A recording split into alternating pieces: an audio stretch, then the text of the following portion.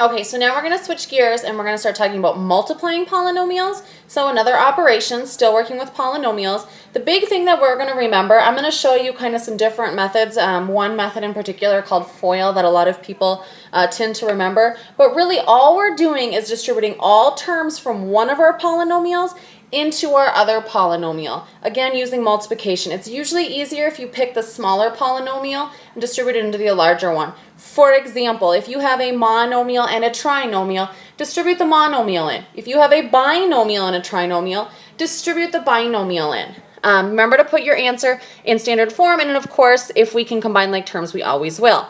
So here we go. Let's talk about what x to the fourth and x cubed means, because I see a lot of confusion from students often with when do I add coefficients, when do I add exponents, what the heck's going on. So x to the fourth, remember, means x times x times x times x. Agree? X cubed means x times x times x.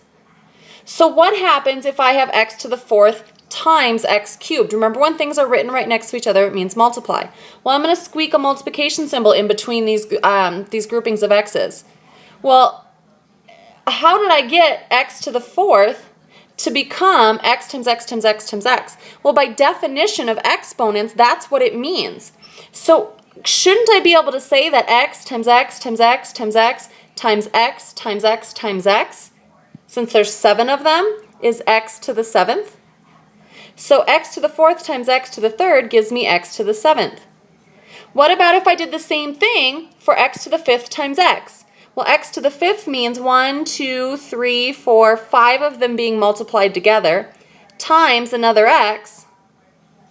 Well, rewriting that expression in exponential form, it's x to the 1, 2, 3, 4, 5, 6. 6 of them being multiplied together, so x to the 6th. So I'm going to go ahead and summarize that into a rule. If I have x to the a times x to the b, same bases, what do I do with my exponents when I multiply same bases? Well, what did I do up here? What's 4 plus 3? Isn't that 7? What's 5 plus, remember, if there's not an exponent written, it's 1. So what's 5 plus 1? Isn't it 6? So my rule is going to be that multiply same bases, add our exponents.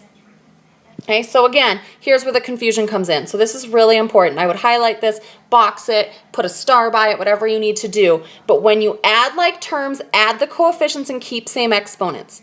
When you multiply, multiply the coefficients and add the exponents. So, for example, 3x plus 2 more x's, think about adding to a pile, stacking them up, gives me a total of 5 x's. 3x times 2x gives me 6x. According to my last rule, I add my exponents. If it's not written, it's 1. So x times x, so 1 plus 1 is x squared. 2x squared plus 7x, those are not like terms, so that's equal to 2x squared plus 7x. Nothing else I can do. 2x squared times 7x is 2x 7x, right? So 2, doesn't matter what order we multiply in, we can commute things around, the commutative property. 2 times 7 is 14. X times x times x, well, according to exponential notation, is x cubed. Okay, so we don't have that same like term concepts with multiplying as we do with adding. So now let's go ahead and look at multiplying some polynomials. You can't see it on my screen anymore, but it should still be in your notes. I'm going to take one polynomial and distribute it into the other.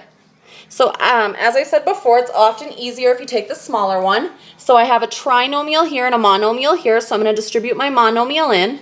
Negative 4x to the fourth times 3x cubed. Well, negative 4 times 3 is negative 12. X cubed and 4, so 3 plus 4 is 7. Negative 4 times negative 8 is a positive 32. X to the 1 times x to the fourth, atom, is x to the fifth. And positive 3 times negative 4x to the fourth is negative 12x to the fourth. I see that I don't have any like terms, but I also see that I'm already in standard form, so there's nothing else I have to do. That one's done. Looking at example 2, I'm going to do the same thing. Well, notice this one's a little bit more complex because I can see I have multiplication here and subtraction here. But that's not a big deal because we've already learned how to subtract. Taking care of the multiplication first, it's always order of operations. I'm going to take that 3x and I'm going to distribute it in. Well, 3x times 2x cubed. 3 times 2 is 6. X to the 1 times x to the 3, atom, is x to the 4. 3x times minus 4x. 3 times negative 4 is negative 12. X times x is x squared. X to the 1 and x to the 1, add them. Minus 7x squared, that's not in the parentheses. I'm not distributing to it. I'm just dropping it down. From here I can see I have like terms. I'm going to combine them. 6x to the 4th stays. It doesn't have a like term. Minus 12 minus 7 is minus 19x squared. I'm already in standard form. And again, notice that when I multiplied, my exponents changed. When I added, they did not. And there's my final answer. Looking at my third and final example here. Again, I have more than one thing going on. I have this polynomial here that not much is happening to. I have subtraction and I have multiplication here. So looking at this first polynomial here, because there's nothing outside of the parentheses, nothing to distribute, I'm going to go ahead and lose my parentheses. On my second polynomial, I'm going to distribute the minus 4x. Remember, the sign belongs to the number. Minus 4 times 4 is negative 16. X times x squared, 1 plus 2 is x cubed.